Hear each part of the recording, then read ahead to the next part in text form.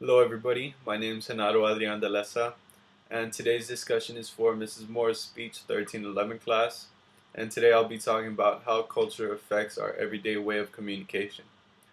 In the Hispanic culture, and pretty much every culture, we tend to listen to our elders a little bit more because they've lived life longer, and they've either applied certain words of wisdom successfully in their lives, or they've learned certain lessons the hard way. They tell us, certain words of wisdom because they don't want us to suffer and have to learn these lessons firsthand. Um, a way I can apply that in my life goes back to when I was in high school and had to do a science project. The science project required me to construct a catapult.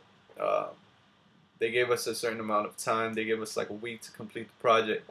But me being a procrastinator, I set it off to the side until the very last minute.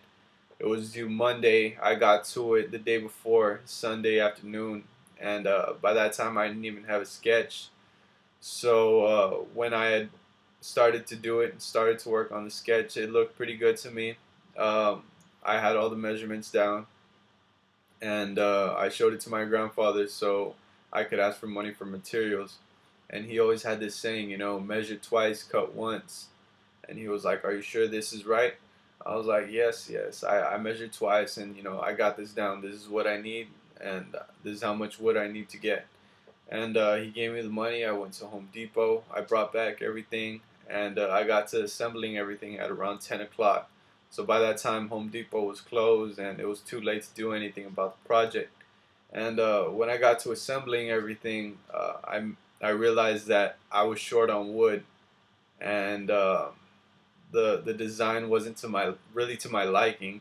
It still worked, but it wasn't to my liking, and it showed when my grade was a little lower than expected. And had I listened, had I measured twice, I wouldn't have had to learn the hard way. And I think of that every time I hear my elders speak.